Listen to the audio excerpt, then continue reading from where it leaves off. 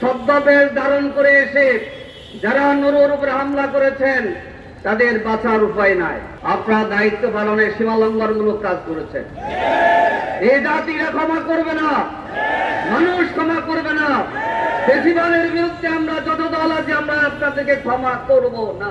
নুরুল হক নূর ফেসিবাদের বিরুদ্ধে সোচ্চার কণ্ঠ। ফেসিবাদ বিভিন্ন ভাবে উকি দিচ্ছে। ৭১ আমাদের অর্জন, আমাদের এই প্রিয় বাংলাদেশ আমরা ৭১-এর মাধ্যমে পেয়েছি।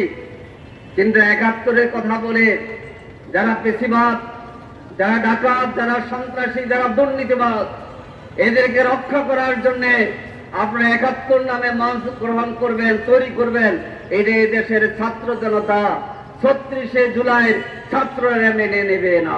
নুরুল হক নূরের উপর যারা আঘাত করেছেন, যেসব পুলিশ কর্মকর্তা, সেনাবাহিনীর সদস্যরা সেখানে ছিলেন, আপনারা কি নুরুল হক নূরকে চেনেন না?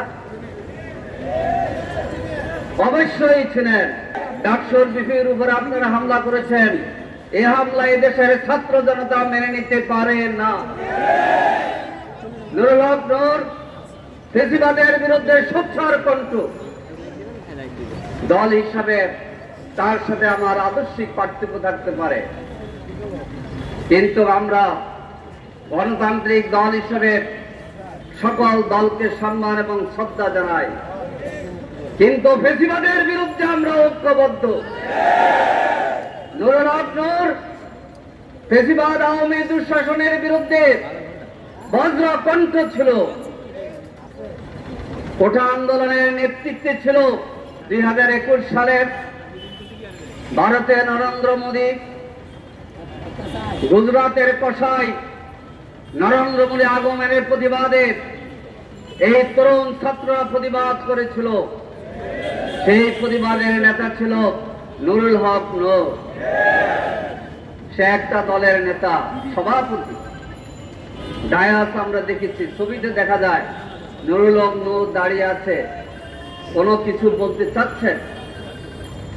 আমরা বলবো অবিলম্বে তদন্ত করে, সুষ্ঠু তদন্ত করে সেখানে যারা দায়িত্ব পালন করেছেন, আপনারা দায়িত্ব পালনে সীমালঙ্ঘনমূলক কাজ করেছেন। এই জাতিরা ক্ষমা করবে না, মানুষ ক্ষমা করবে না। ফেসিবাদের বিরুদ্ধে আমরা যত দল আছি আমরা আপনাদেরকে ক্ষমা করব না। আমরা আজকে দাবি জানাচ্ছি অবিলম্বে গ্রেফতার করতে হবে। ভিডিওতে দেখা যাচ্ছে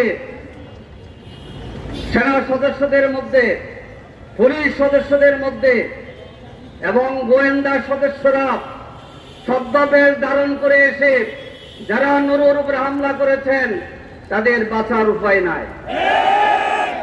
আমরা অন্তর্বর্তী সরকারকে বলবো, ছাত্র জনতা রক্তের উপর দাঁড়িয়ে আপনারা ২০২৪ সালের ৮ই আগস্ট শপথ নিয়েছিলেন।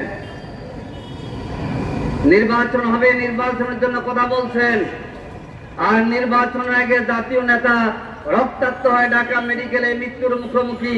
এই চিত্র দেশের জনগণ দেখতে চায় না। আমরা শান্তিতে বিশ্বাসী, আমরা সন্ত্রাসে বিশ্বাস করি না।